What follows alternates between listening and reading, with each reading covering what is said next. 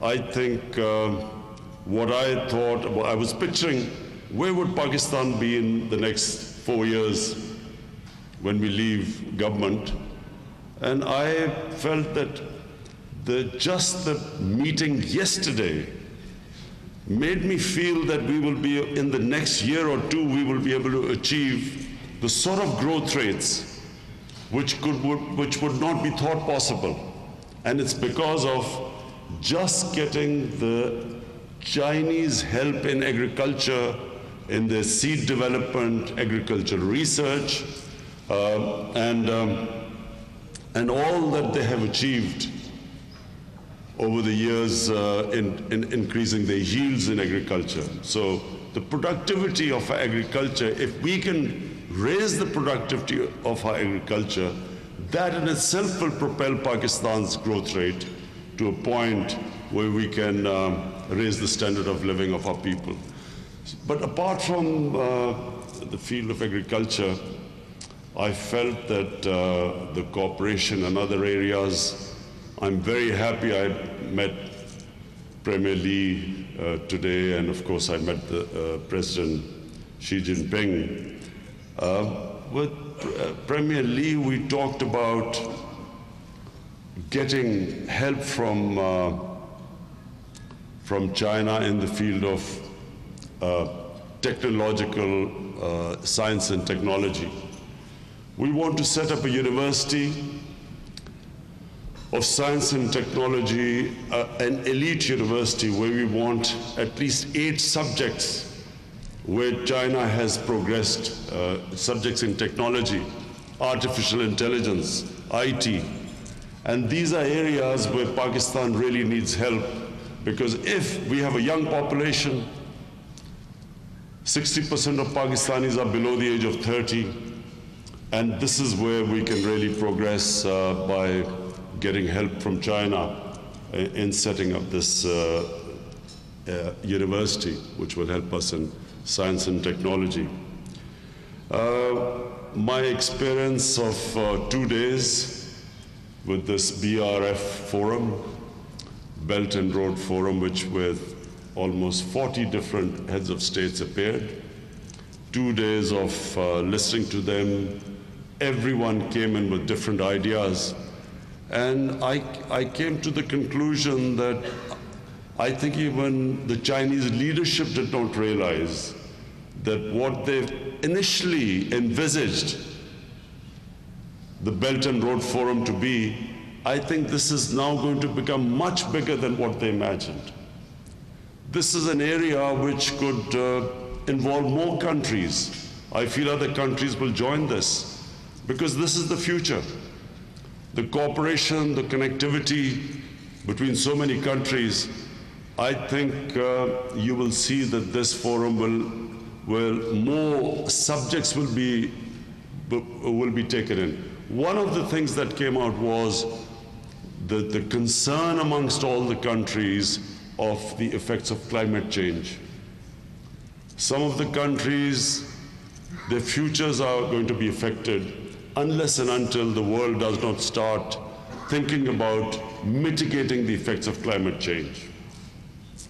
I'm very happy that Pakistan is one of the countries which, amongst all the countries in the world, which has taken revolutionary steps. The last 5 years, we planted over 1 billion trees in one of our provinces.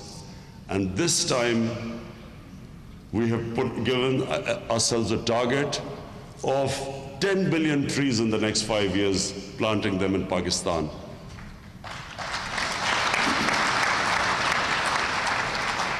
This would be our contribution towards mitigating the effects of climate change. Climate change is a reality.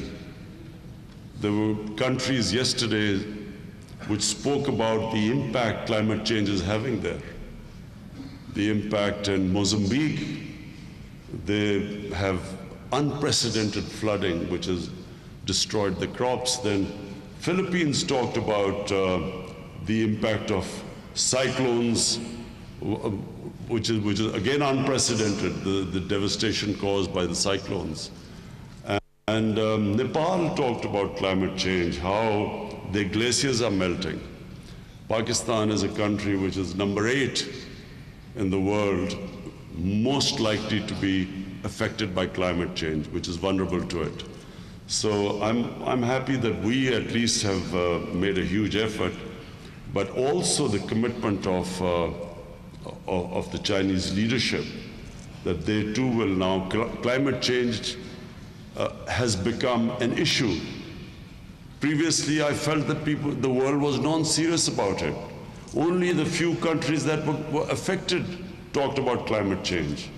But yesterday, I noticed that everyone, for the first time, is realizing that eventually climate change will affect the entire world.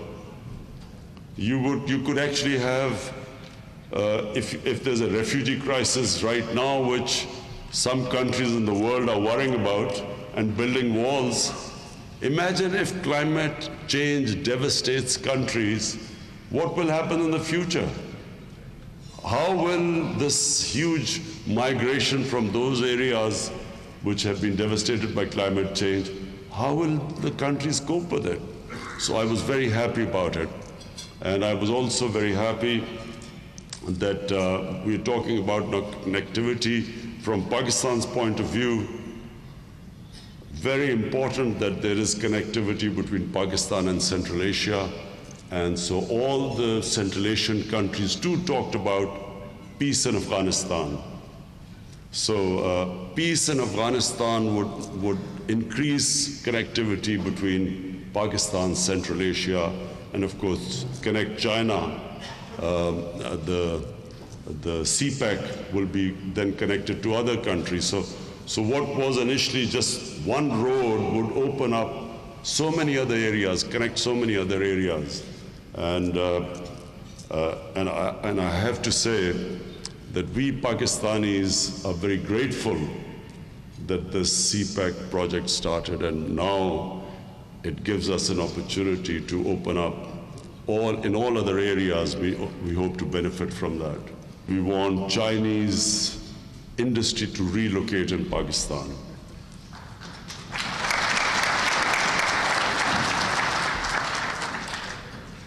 Ambassador, don't worry, I was never going to forget that because that was going to be my main thrust. There are Chinese business people here. I would like to invite you to Pakistan.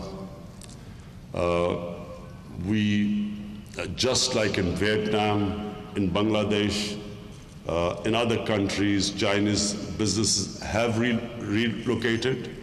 We would like to invite you to Pakistan, relocate them in our special economic zones, which we have built. My government's job will be to remove impediments in your way, make it easier for you to invest. We already have, in my office, Board of Investment. The job is to make it easy for businesses to invest, the ease of doing business. We are removing all sorts of impediments, make it easy for you. We will also provide you concessions, taxes. We will provide you concessions and taxes. We will make everything easier for you to invest. So we invite you to come over and then use Pakistan as a base to then export out of Pakistan. Pakistan needs to improve its exports. Unfortunately, we have not paid much attention to our export industry. So now we have changed our policy. Not only are we helping our exporters, but we will also give incentives to the Chinese businesses if they want to relocate to Pakistan. I also want to mention to the Chinese businesses that we now have a secure country. Pakistan's security forces, and I thank them for the sacrifices they gave at our intelligence agencies, they have overcome one of the most difficult security situations in Pakistan.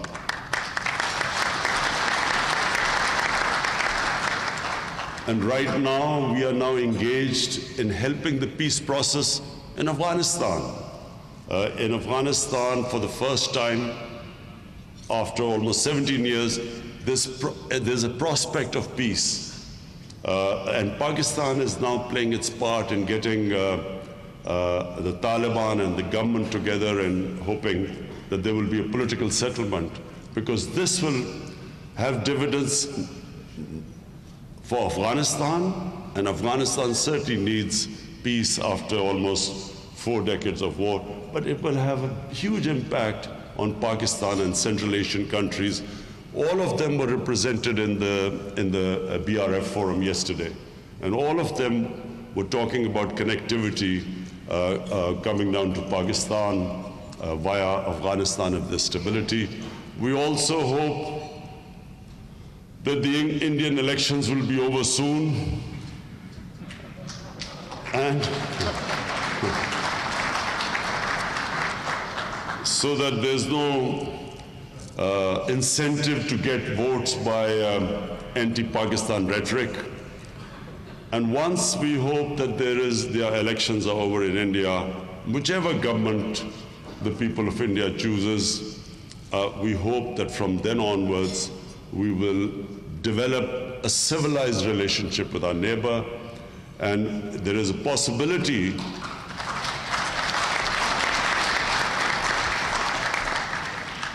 that if we can resolve, and we only have one issue, and that issue is of Kashmir, which two civilized countries can always resolve through dialogue, and we believe there's a solution. Once that happens, just imagine where Pakistan is placed today. It is geostrategically, it has one of the most important locations in the world. It has China on one side, the biggest market in the world. It has India on the other side, the second biggest market in the world. And then on the other side, it has all the world's energy reserves on the other side of Pakistan.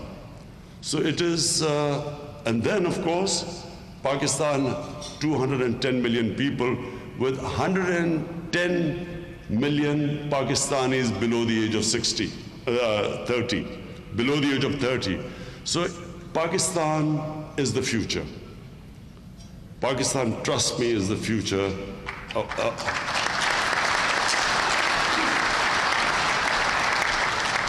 Future because, of course, also because of its friendship with China, close relationship with China.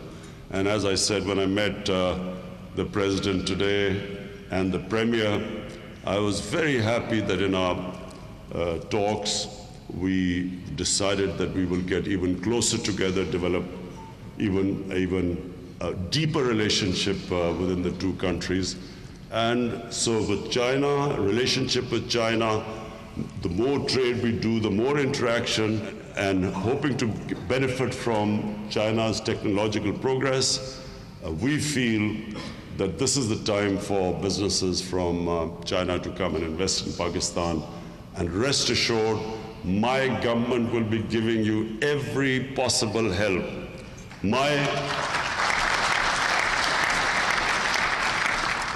The Office of the Prime Minister already has a special office that will be dealing with investors. We will ensure that we make it easier for you, our Chinese businesses, investors coming from abroad. But I'm also talking about Pakistanis who are sitting here. We will ensure that for Pakistanis also, it would never have been so easier to invest as it is in Pakistan right now.